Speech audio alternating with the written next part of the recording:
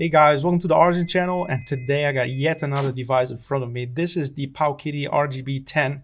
Thanks to Watsco for sending this device over for review, and their link is in the description down below in case you are interested in this device. But this is the successor of the Powkiddy Q90, and that device used to run open dingugs, and it was a low-powered device. But this here is a leap forward because it has a beefy processor in it and beefy specs, and it is able to run up to N64, PSP, PlayStation 1, Nintendo DS, and Dreamcast, mostly without a problem. There are some exceptions, of course, but mostly without a problem. That is a good feat for a device like that. So it's not just a Nintendo Switch looking device and a clone of the Droid Go Advance. It is actually a good device and holds its own very well against other devices in the market these days. Now, as you can see from the title, we're going to do a giveaway today, and it is an RK2020 first generation one. And we're going to put a heatsink in that to get rid of the thermal heat issues. But a lucky subscriber will get this device. After 2 weeks, I will ship it out to a lucky subscriber. The conditions to win is to be subscribed and like the video and to say in the comment section down below, I want that. That's all you have to do, and we will choose a random winner out of the comment section below. So stay tuned, like and subscribe, guys. Now let's get into the unboxing.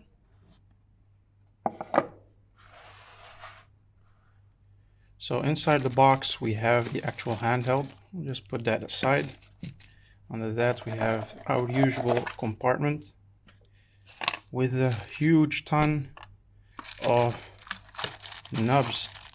Extra nubs. I don't know why we have so many.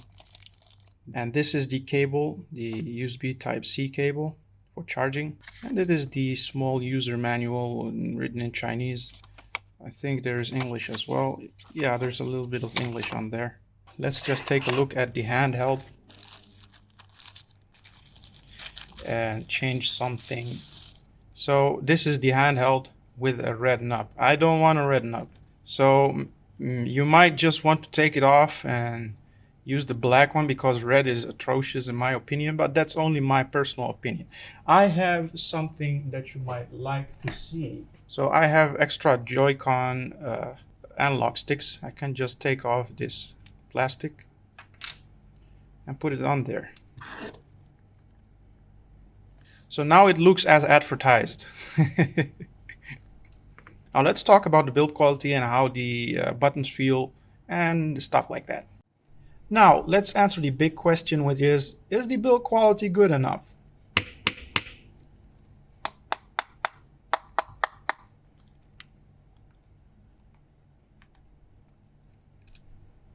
I mean, it doesn't feel like it's going to fall apart in your hands. It has no creaky noises. It wouldn't budge.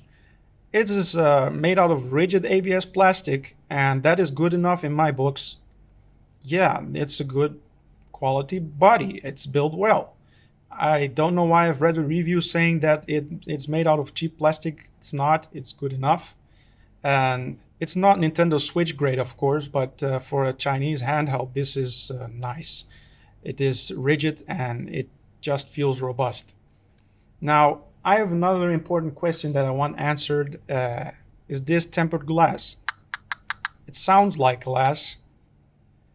When I scratch it with my screwdriver, it doesn't scratch. So this is tempered glass, guys.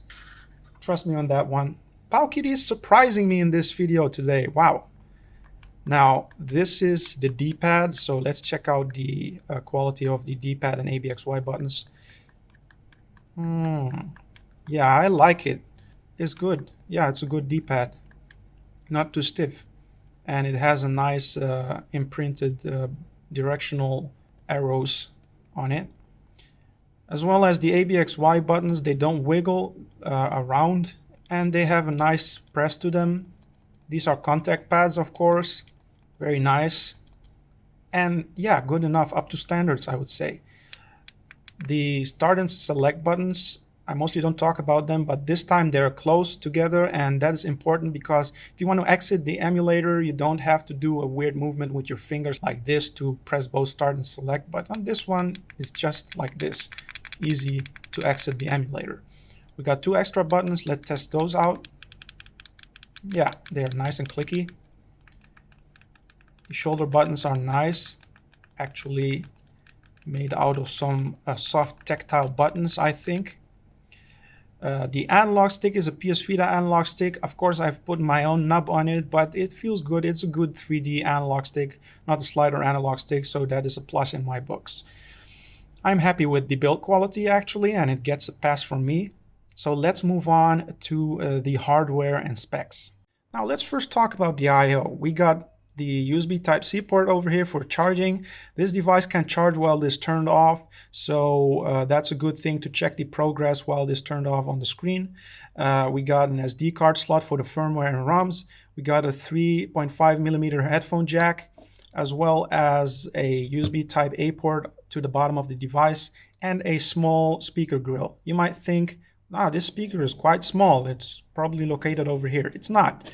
It's actually a beefy speaker located over here, and it channels the audio through a channel towards the speaker grill, and its sound quality is a lot better than the RK2020 in my opinion. Now the hardware and specs are in front of you on the screen. In case you want to take a deeper look, you can just pause the video and do so. This device has an RK3362 CPU or 26 CPU that is clocked at 1.5 GHz, which is 0.2 GHz more than usual. And it has a 2800 milliampere battery, which is 200 more milliamperes than the RK2020. But it depletes as fast as the RK2020 pretty much, because it gets a little bit warmer, and it's nothing bad though, but it gets a little bit warm to touch when you play games. So it depletes a little bit faster. Now the RAM memory is 1 GB DDR3L. So it has plenty of RAM memory for 3D games. It can run up to N64, PSP, Dreamcast, and Nintendo DS, stuff like that. It runs quite well. The N64 has some lag spikes here and there, but still it is a little bit better than the Retroid Pocket 1 in my experience. So this is quite a powerful device and handheld that's out in the market right now. It's not too expensive. For 80 bucks. It is quite a good steal in my opinion.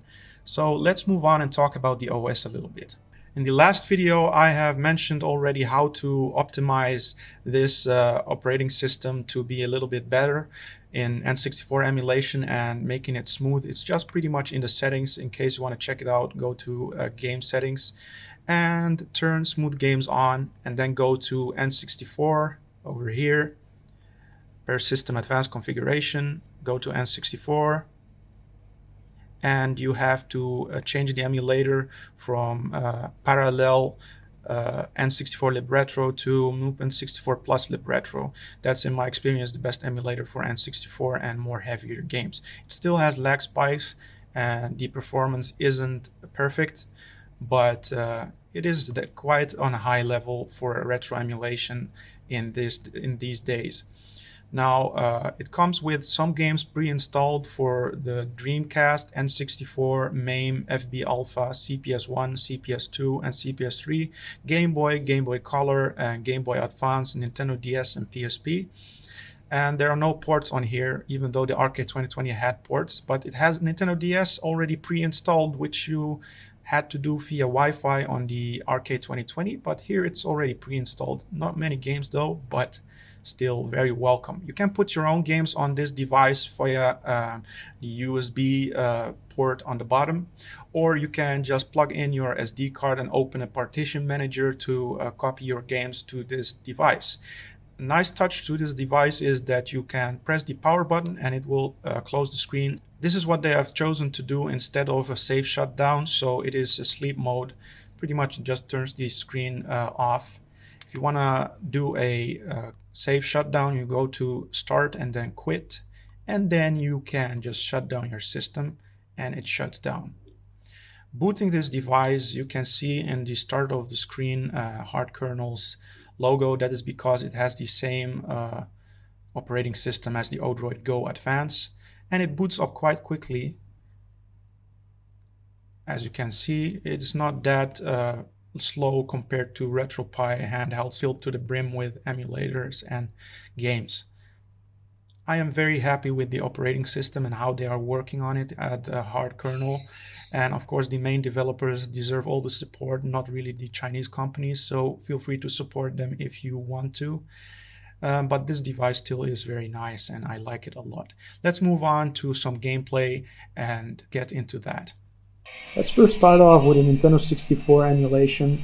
This is Mario Kart 64. It's not really a high-end game, but if it gets to the higher end games like GoldenEye, this device starts to choke a little bit and the frame rate starts to drop.